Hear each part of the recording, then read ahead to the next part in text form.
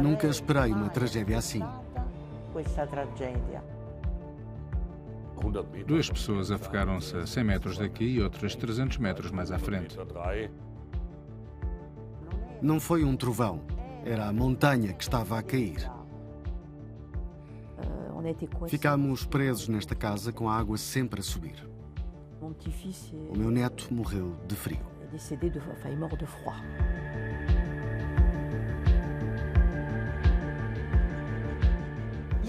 Os eventos climáticos extremos estão a aumentar na Europa e em todo o mundo. Com eles, os seus efeitos devastadores. Será que as nossas cidades se estão a adaptar às alterações climáticas e de que forma? Vamos percebê-lo numa viagem por Itália, França e Alemanha.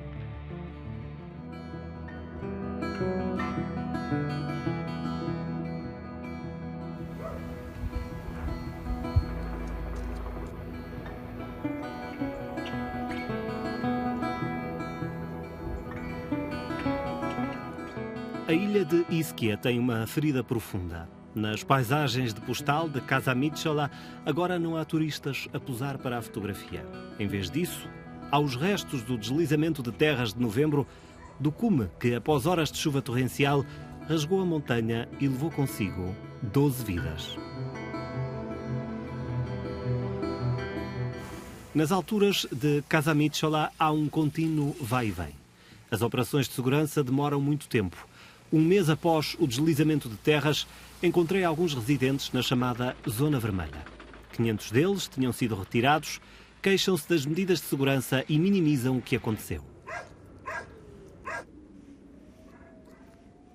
Nenhuma outra casa foi danificada. Apenas esta zona sofreu. Nenhuma casa. Queremos regressar às nossas casas porque não foram danificadas. Sinto-me seguro aqui. Mover uma população como nós, que vive aqui há 150, 200 anos, é como matar-nos.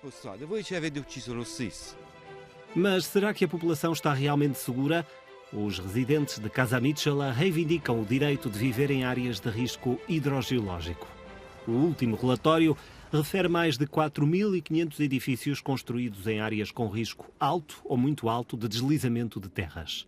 Em Ischia, vivem nessas zonas 13.000 pessoas.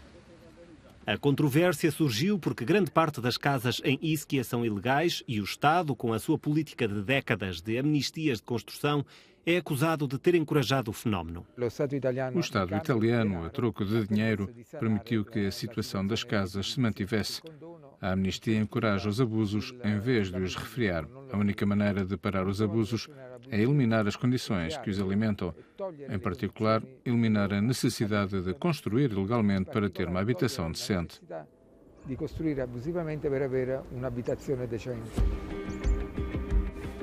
A Justiça ainda não sabe quantas das casas varridas pelo deslizamento de terras eram ou não ilegais. Mas uma coisa é certa: muitas das famílias que viviam na área afetada tinham-se mudado depois de perderem as casas no terremoto de 2017.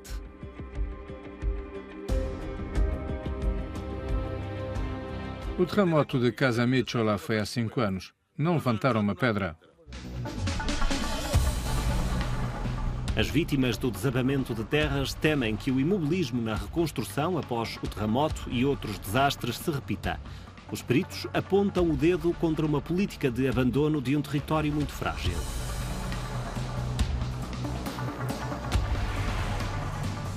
O que é que tem sido feito para combater a hidrogeologia instável numa ilha que também está em risco sísmico?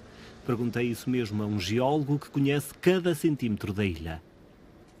Para proteger casas e residentes, diz-me, as medidas são temporárias. Há anos. Estas redes são completamente inadequadas neste ponto. O solo que engrossa atrás da rede torna-se cada vez mais forte e depois puxa a rede inteira para baixo. Este é o resultado.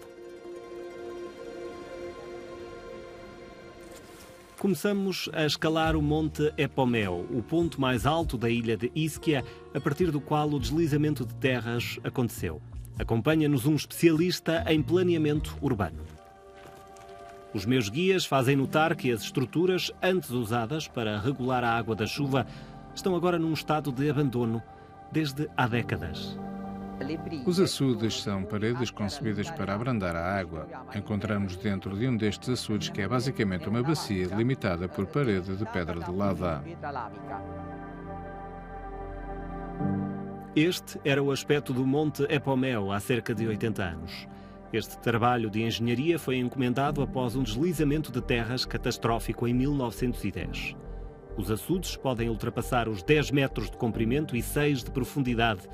Hoje é difícil distingui-los. Infelizmente, como se pode ver, estão em ruínas. Estão agora cheios de terra e rochas.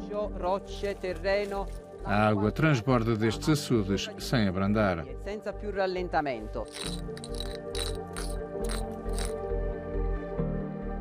Chegamos à zona do deslizamento de terras. Em vez da montanha, há um sulco. É difícil de acreditar, mas de acordo com o nosso especialista, as casas abaixo estavam localizadas numa área sem risco. Esta área foi demarcada e classificada como zona de baixo risco. Este mapa, elaborado pela autoridade da Bacia da Campânia Central, é uma atualização de 2015 que reproduz perfeitamente a edição de 2002. Se tivesse havido uma atualização real, estas casas teriam sido evacuadas antes de 2015. Nos últimos 15 anos, Ischia cresceu a uma velocidade exponencial, quase sempre sem um plano urbano. Hoje, todos se perguntam se este enésimo deslizamento irá servir para redesenhar o planeamento urbano da ilha. A comissária de emergências da autarquia de Casamicciola responde. Ainda é cedo para perceber a dimensão das mudanças, mas é certo que haverá alterações. Estão a decorrer trabalhos de consolidação das vertentes e das bacias. Não se espera que esses trabalhos sejam muito rápidos. Aos residentes não resta nada senão esperar. Centenas continuam a ser alojados em hotéis, casas de amigos e familiares, enquanto os alertas meteorológicos se tornam mais frequentes. O que pedem às autoridades? Não me faça essa pergunta. Vivo em Itália. É melhor evitar. Ischia é um caso extremo, mas em Itália 94% dos municípios estão numa zona de risco. Deixo a ilha com a ideia de um país que corre atrás do prejuízo, onde a prevenção é feita com intermitências. Quem paga são os cidadãos. A próxima paragem é a Alemanha, atingida por inundações catastróficas em 2021.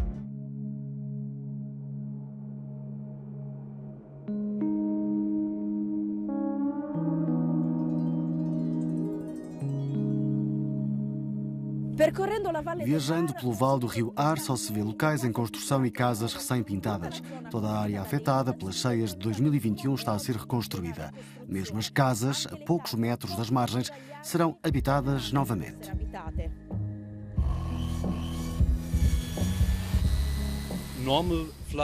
As cheias normais já não são um problema porque selamos as fundações, mas inundações como a última não podem ser preparadas.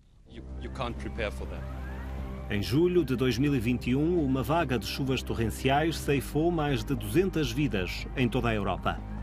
A Alemanha foi o país mais afetado, com mais de 130 mortes.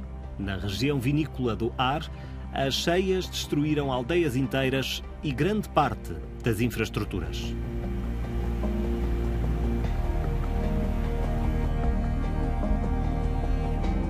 A reconstrução na Alemanha avança a um ritmo acelerado, ao contrário de Itália. Mas com que estratégias? Milhares de casas foram danificadas, mas só 34 não serão reconstruídas devido ao risco de inundação.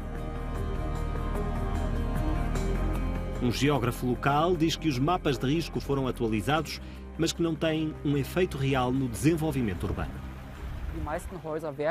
A maioria das casas é reconstruída e o status quo ou restaurado. Isso é um grande erro, porque agora teremos a oportunidade de repensar como e onde construir numa área ameaçada por inundações. Na minha opinião, é uma oportunidade perdida. Aqui na Alemanha, como em Itália, os residentes preferem viver com o risco do que mudar-se. Conheci um viticultor na sua quinta, recentemente renovada. Trabalhou mais de um ano para erguer-se. A água veio até aqui, destruiu tudo o que se pode imaginar. Era um pântano por todo o lado. Apesar dos danos, Mark sente-se com sorte. Ainda está em choque com o que viu naqueles dias.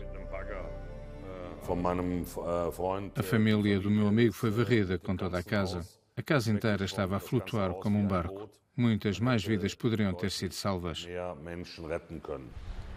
A reconstrução do vale do rio Ar deveria ser realizada como uma boa prática, para servir de exemplo a outras localidades próximas de vias navegáveis, diz a antiga autarca de Altenar, uma vila devastada pelas cheias. Agora a trabalhar como representante do governo local, enfrenta desafios técnicos e sociais.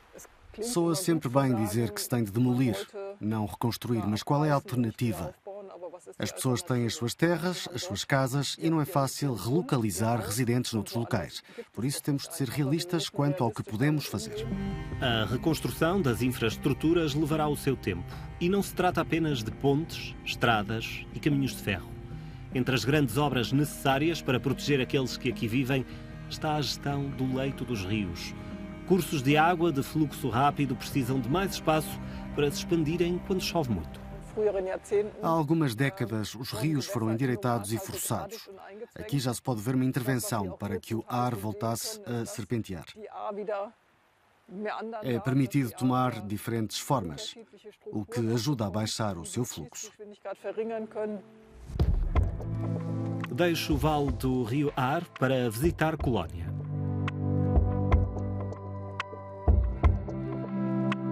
Nos últimos 30 anos, esta cidade desenvolveu um dos sistemas mais avançados do mundo para prever a rapidez com que uma inundação se propagará. Assim, mantém o rio Reno sob controle.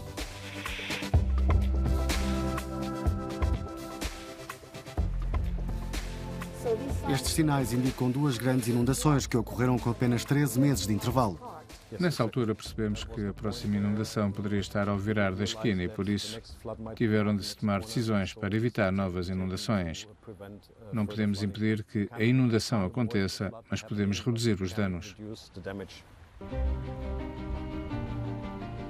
Assim, Colónia implementou para os 11 anos seguintes um sistema baseado em defesas móveis contra inundações. Um sistema que hoje garante a monitorização e proteção de mais de 70 quilómetros de margens.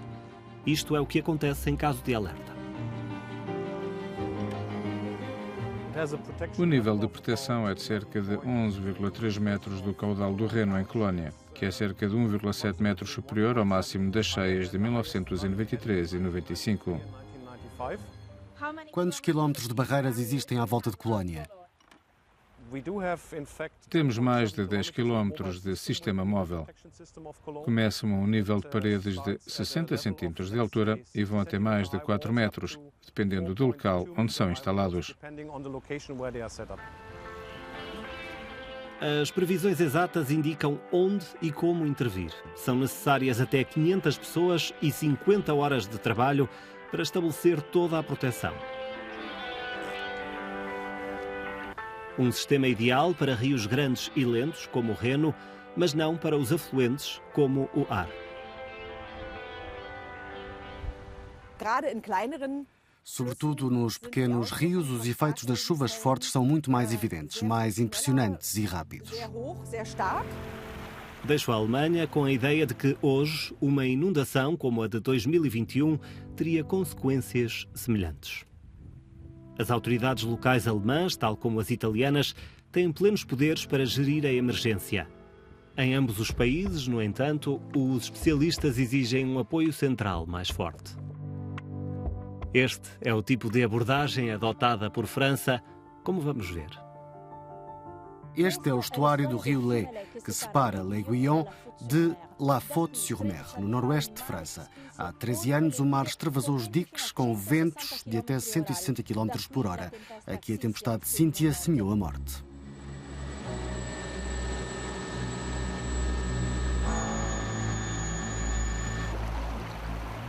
Foi um fenómeno climático extremo, mas também o ponto de partida para novas estratégias de defesa da linha costeira e dos seus habitantes.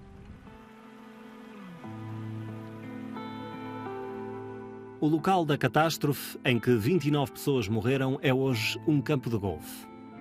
É uma zona vermelha em que já não se pode construir. O responsável da Associação de Vítimas da Tempestade Cynthia explica que, depois da tempestade, a barragem que atravessamos foi levantada. Na altura havia aqui 600 casas que estavam submersas por 2 a 2,80 metros de água. Então esta área foi completamente arrasada e as casas foram demolidas. Sim, completamente. Foram compradas pelo Estado. Foi um pouco complicado. Não houve expropriações. Os proprietários concordaram em vender as casas. Concordaram um pouco à força. 13 anos após a tempestade, ainda é possível viver em zonas propensas a inundações. Para proteger os residentes, França desenvolveu um sistema complexo de leis, políticas e organismos. Os edifícios antigos tiveram de ser adaptados e os novos são construídos de forma diferente. Uma especialista em prevenção de inundações explicou-nos como. Existem diferentes tipos de medidas. Vão desde a válvula anti-retorno, para evitar que a água suba pelas condutas, até à criação de um piso de refúgio. Um piso de refúgio com acesso pelo exterior. Os abrigos erguidos estão lentamente a tornar-se parte da paisagem costeira. Contudo, na área mais vulnerável até agora, só 20% das casas foram modificadas. O governo está a aumentar os subsídios para encorajar os proprietários a remodelar as casas. Elisabeth vive em L'Aiguillon-sur-Mer. É a única na vizinhança com um piso elevado.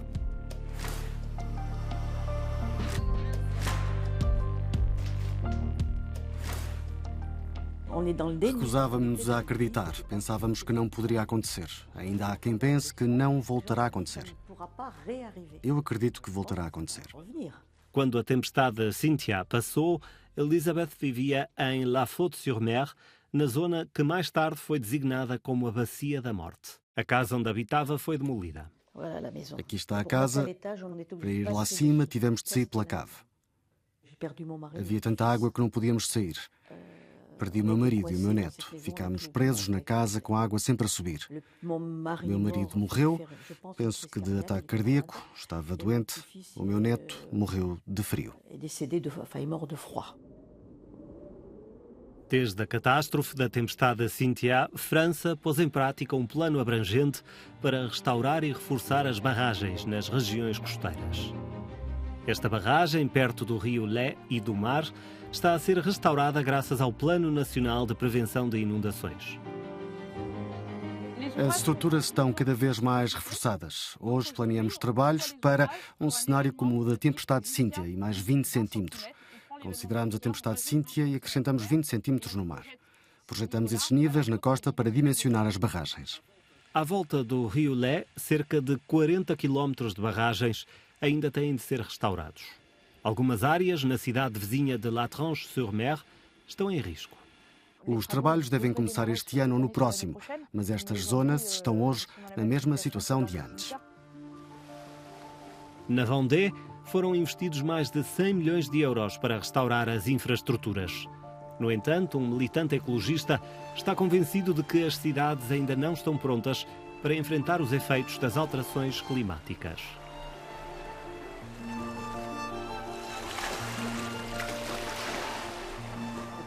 Não creio que hoje em dia haja consciência suficiente da realidade dos riscos e do agravamento desses riscos para dizer que as coisas podem correr relativamente bem. De acordo com o ativista, precisamos de agir mais rapidamente. Só no ano passado, as catástrofes naturais custaram à França 10 mil milhões de euros, um recorde desde 1999. O que está em jogo é mais do que dinheiro. O que é certo é que no futuro teremos mais eventos como a Cynthia, que irão repetir-se. Assim, as zonas urbanizadas do litoral, que estão realmente em risco, serão mais uma vez confrontadas com a questão de saber se a proteção é ou não possível, ou seja, sem a mínima certeza de poder resistir a choques futuros. Termino a minha viagem com a consciência de que as alterações climáticas estão a acontecer mais rapidamente do que somos capazes de responder.